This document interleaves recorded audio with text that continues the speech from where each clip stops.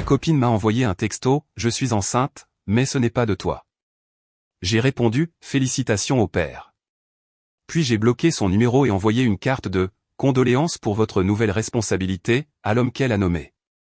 Elle a désespérément essayé de me joindre via des amis, prétendant avoir fait une erreur. J'ai 32 ans, je m'appelle Ryan, et j'essaie encore de comprendre à quelle vitesse les choses peuvent exploser.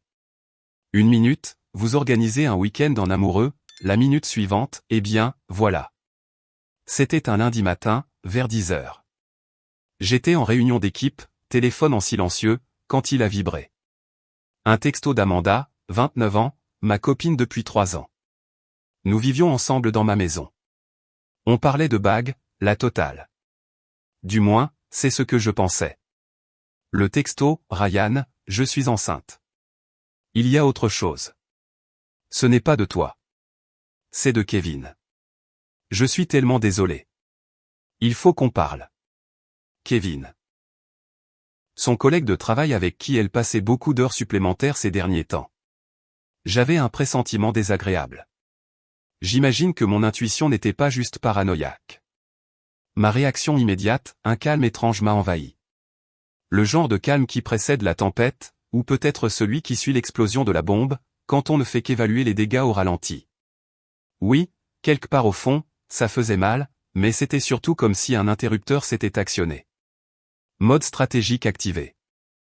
J'ai attendu la fin de ma réunion, je suis retourné à mon bureau, j'ai ouvert son contact. Ma réponse, félicitations au père. Puis, j'ai bloqué son numéro. Directement. Pas de discussion, pas de drame. Elle voulait parler? Elle a fait son choix.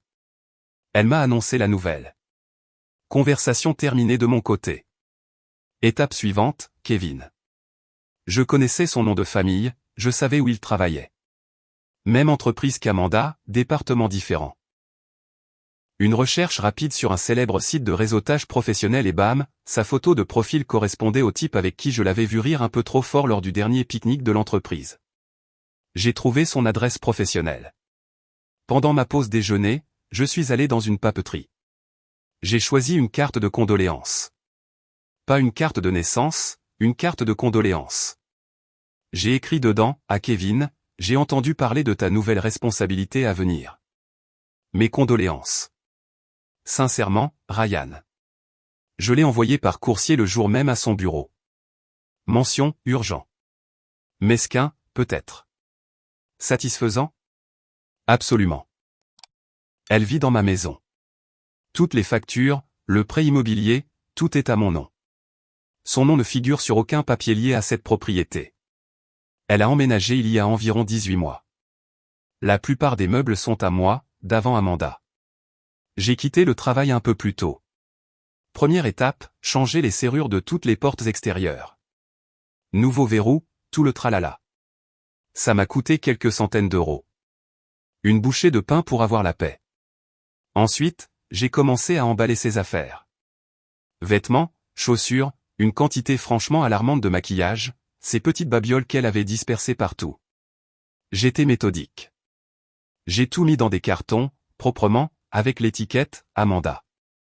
Je les ai empilés près de la porte d'entrée. Je ne ressentais pas de colère, juste de l'efficacité. Elle a fait exploser notre vie, je ne faisais que nettoyer les débris. Maintenant, j'attends. Elle rentrera du travail vers 18 heures. Sa clé ne fonctionnera pas. Elle appellera, enverra un texto. Ah, non. Elle ne peut pas bloquer. Ça va être intéressant. Mise à jour 1, 72 heures plus tard. Eh bien, ça a été mouvementé. Merci pour les commentaires et les messages privés. C'est bon de savoir que je ne suis pas complètement fou d'avoir réagi comme je l'ai fait. Les 72 heures font référence au moment où j'écris ceci. La confrontation principale a eu lieu lundi soir, le même jour que le texto. Donc, lundi soir, vers 18h15. Ma sonnette vidéo sonne. Amanda, l'air confuse, puis agacée, agitant sa clé dans la serrure. Elle essaie son téléphone, réalisant probablement qu'elle est bloquée. Puis les coups commencent. Ryan. Ryan, ouvre la porte. Qu'est-ce qui se passe, bordel? Ma clé ne marche pas. Je l'ai laissé faire pendant 5 bonnes minutes. Puis, j'ai ouvert la porte. Juste une fente. La chaîne de sécurité toujours en place. Amanda, Ryan, Dieu merci. Ma clé, elle. Moi, ce n'est plus ta clé, Amanda. Ce n'est plus ta maison. Amanda, de quoi tu parles? Ne sois pas comme ça. J'ai dit que j'étais désolé. C'était une erreur. Moi, une erreur? Tomber enceinte d'un autre homme est une erreur? Formulation intéressante. Tes affaires sont emballées près de la porte. Je te suggère de t'arranger pour que quelqu'un vienne les chercher. Son visage est passé du blanc au rouge. Le sentiment que tout lui était dû a commencé à se manifester. Tu ne peux pas me mettre dehors comme ça. Je vis ici. J'ai des droits. Moi, en fait, non. Ton nom n'est ni sur le prêt, ni sur le bail, ni sur aucune facture. Tu étais une invitée, et ton séjour est terminé. Les serrures sont changées. Puis son téléphone a sonné. Elle y a jeté un coup d'œil. Une nouvelle vague de panique. Probablement Kevin. Parfait. Ma carte était arrivée. Amanda, Kevin vient de m'appeler, il est en panique. Qu'est-ce que tu as fait? Ses collègues le regardent bizarrement. Ce coursier vient de déposer quelque chose il y a 1 heure. Moi, j'ai juste envoyé mes félicitations au futur heureux papa par coursier. Ça semblait approprié pour une affaire urgente. Amanda, tu es un connard, Ryan. Ce n'est pas juste. J'ai fait une erreur, d'accord? Une énorme erreur. J'étais perdu. Je t'aime encore. Moi, l'amour? C'est comme ça que tu appelles ça? Ta définition est flexible. Tu dois t'organiser pour récupérer tes affaires. Envoie-moi un email avec 1 heure. Tu auras une fenêtre de 30 minutes. Elle s'est mise à pleurer. De vraies larmes ou des larmes de crocodile? Qui sait? Qui s'en soucie? Amanda, où suis-je censé aller? Je n'ai nulle part où aller. Moi. Je crois que Kevin a de nouvelles responsabilités. Peut-être qu'il peut t'aider. J'ai fermé la porte. Les coups ont continué un moment. Puis elle a dû abandonner. Les emails ont commencé 1 heure plus tard, depuis une nouvelle adresse. D'abord, des excuses, j'ai merdé, je le sais. Je suis tellement désolé. Pouvons-nous s'il te plaît parler? Puis, des exigences, tu me dois de l'argent. J'ai décoré cette maison. J'y ai investi du temps.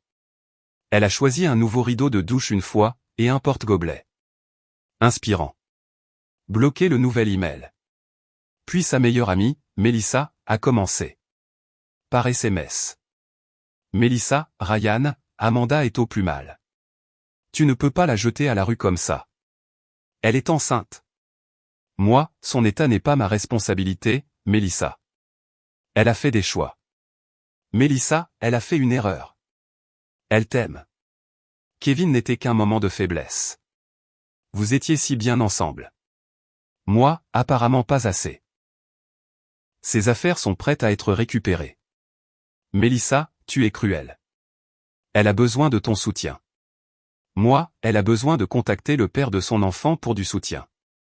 Mon implication est terminée. Bloquer Melissa. Maintenant, sa mère, Carole, a commencé à laisser des messages vocaux sur mon téléphone professionnel, auxquels je ne réponds pas. Ryan, ça ne te ressemble pas, Amanda a le cœur brisé. Elle est enceinte, pour l'amour du ciel. Tu dois faire preuve de compassion. Elle a besoin de ses affaires et d'un endroit où rester jusqu'à ce qu'elle trouve une solution. Tu ne peux pas être aussi froid. Leur sentiment de droit est stupéfiant. Ils semblent tous penser que je suis censé, quoi? Accepter ça? Élever l'enfant d'un autre homme parce qu'elle a fait une erreur? Quelle audace! Elle m'a envoyé un email depuis une autre nouvelle adresse. Persistante, je lui accorde ça. Elle exige que je lui paie un hôtel et que je lui donne une indemnité de départ pour le travail émotionnel de notre relation. Je jure qu'Internet a pourri certains cerveaux. Marqué comme spam. Les cartons sont toujours près de la porte, en attente. Mise à jour 2, 1 semaine plus tard. Cette semaine a été une masterclass en escalade de l'arrogance et de la manipulation. Honnêtement, c'est presque impressionnant si ce n'était pas si pathétique. Donc, les cartons. Après un barrage de mails de plus en plus frénétique depuis divers nouveaux comptes, tous maintenant dirigés directement vers mes spams, Amanda a finalement désigné Mélissa pour venir les chercher. Mercredi dernier, 14 h. J'ai accepté. Mélissa est arrivée avec l'air d'avoir sucé un citron. Pas d'Amanda. Apparemment, Amanda était trop, émotionnellement désemparée, pour venir. Bien sûr. Mélissa? Elle s'attend à ce que tu m'aides à charger ça dans ma voiture. Moi, elle peut s'attendre à ce qu'elle veut. L'accord était pour la récupération. Ils sont là. Mon implication s'arrête au seuil de la porte. Je suis resté dans l'embrasure de la porte, les bras croisés. Mélissa, tu es incroyable. Elle est enceinte. Tu vas vraiment faire tout ça à son amie enceinte? Moi, son état et son choix de déménageur ne me concernent pas. Les cartons sont faits. Mélissa a soufflé et soupiré, faisant tout un spectacle sur le poids de certains cartons. Il lui a fallu 3 voyages. En sortant la dernière fois, elle s'est arrêtée. Tu sais, elle pensait vraiment que vous deux, c'était pour toujours. Kevin était une stupide erreur. Elle allait annoncer la grossesse et essayer de, je ne sais pas, le faire passer. Moi, le faire passer pour le mien. Niveau supérieur. Ma voix était plate. Tout doute persistant sur le fait d'avoir bien agi venait de s'évaporer. Ben ouais. Elle avait peur. Elle t'aime. Non, elle aime la stabilité que je lui fournissais. Il y a une différence. Au revoir, Mélissa. J'ai de nouveau bloqué le numéro de Mélissa après son départ, au cas où. Puis est venue l'offensive financière. Vendredi, je reçois un appel du service de fraude de ma banque. Activité inhabituelle sur une carte de crédit, une carte dont Amanda était une utilisatrice autorisée, que j'avais complètement oubliée car nous ne l'utilisions jamais. C'était pour les urgences. Il m'est venu à l'esprit qu'elle gardait toujours cette carte dans son portefeuille, et qu'elle l'avait donc avec elle quand elle est partie travailler lundi. Elle a essayé de réserver une chambre dans un hôtel de luxe en centre-ville pour une semaine, a atteint le plafond, puis a essayé d'acheter un sac à main de créateur à 1500 $. La banque a refusé et a signalé le compte. J'ai confirmé que les frais étaient frauduleux, qu'elle n'était plus autorisée. Carte annulée, compte bloqué. J'ai échappé belle. Petit détail, mais qui montre l'état d'esprit. Elle ne cherche pas juste un endroit où dormir. Elle essaie de maintenir un style de vie. Les suites de la carte de condoléances. J'ai entendu par une connaissance commune, qui reste sagement neutre, que Kevin est furieux, non seulement contre Amanda, mais contre la nature publique de la nouvelle. Apparemment, il est marié. Aïe. Amanda avait omis ce petit détail. Donc, elle ne me trompait pas seulement moi. Elle était aussi, l'autre femme. Les couches de mensonges. La carte a apparemment provoqué une explosion massive dans sa vie, sa femme l'a découvert. C'est un désastre total. Mais pas mon désastre. Carole, la mère d'Amanda, est maintenant passée à des messages vocaux en pleurs et à des lettres recommandées à mon domicile, exigeant que je fasse ce qui est juste, et que je fournisse un soutien financier à Amanda pendant cette période difficile. Les lettres sont pleines de culpabilisation sur les années qu'Amanda m'a consacrées. Elle ignore commodément de qui est l'enfant. Je collecte ces lettres, non ouvertes, pour mon avocat si besoin. Le dernier sale coup. Hier, j'ai reçu la visite de 2 policiers. Amanda avait déposé une plainte, affirmant que je lui avais volé des biens, notamment un ordinateur portable haut de gamme et des bijoux qu'elle prétendait être des héritages familiaux. Je les ai calmement invités à entrer, je leur ai montré les photos des cartons que Mélissa avait récupérés. J'ai expliqué la situation. Pour l'ordinateur portable, j'avais le reçu. Acheté 2 ans avant même de rencontrer Amanda, à mon nom, avec ma carte de crédit. Pour les bijoux, je leur ai dit que j'avais emballé tout ce que j'avais vu. Les flics étaient professionnels, mais voyaient clairement qu'il s'agissait d'une rupture compliquée, pas d'un vol. Ils ont pris ma déclaration, semblaient peu convaincus par ces affirmations, et sont partis. Je suis presque sûr qu'Amanda espérait qu'il me forcerait à la laisser revenir ou à lui donner de l'argent. Ce n'est plus une simple erreur. C'est une campagne calculée d'arrogance et de tentative d'extorsion. Mise à jour finale, 2 mois plus tard. Cela fait un peu plus de 2 mois depuis le jour D, jour de la détonation, comme je l'appelle maintenant. La poussière est retombée, et j'ai pensé qu'il était temps pour un dernier chapitre. La visite de la police a été la dernière véritable tentative d'Amanda de me mettre la pression directement. Après leur départ, j'ai fait rédiger par mon avocat une lettre de mise en demeure très ferme. Elle décrivait ses accusations, mes preuves, reçues, photos des cartons, chronologie de la rupture, et avertissait que tout harcèlement supplémentaire, fausses accusations ou tentative de me contacter entraînerait une action en justice immédiate pour diffamation et harcèlement. Nous l'avons envoyé à Amanda, avec copie à sa mère Carole et à Mélissa pour faire bonne mesure. Le harcèlement direct d'Amanda et de Mélissa a cessé presque immédiatement. Un silence d'or. Qu'est-il arrivé à Amanda et Kevin? D'après ce que j'ai pu reconstituer, c'est un véritable champ de ruines. La femme de Kevin l'a, sans surprise, mis à la porte. Sa carrière prend également un coup à cause du scandale au bureau. Il rejette apparemment toute la faute sur Amanda, affirmant qu'elle l'a trompé, ce qu'elle a probablement fait, tout comme elle m'a trompé. Il ne se bouscule pas pour être un père dévoué. Surprise, surprise. Aux dernières nouvelles, il conteste toute responsabilité financière, exige des tests de paternité, etc. Amanda, selon ses rumeurs, est une épave. Après que Mélissa n'ait pas pu l'héberger à long terme, apparemment, Amanda était une invitée cauchemardesque, et que Carole ait réalisé que je ne cracherais pas d'argent, Amanda a dû retourner vivre chez ses parents. Elle est apparemment profondément malheureuse, me blâmant Kevin, blâmant le monde pour sa situation. Zéro introspection. Carole, cependant, a tenté un dernier effort stupide il y a quelques semaines. Elle a appelé mon bureau, a réussi à passer la réceptionniste en se faisant passer pour ma banque, puis s'est lancée dans un appel larmoyant quand j'ai décroché.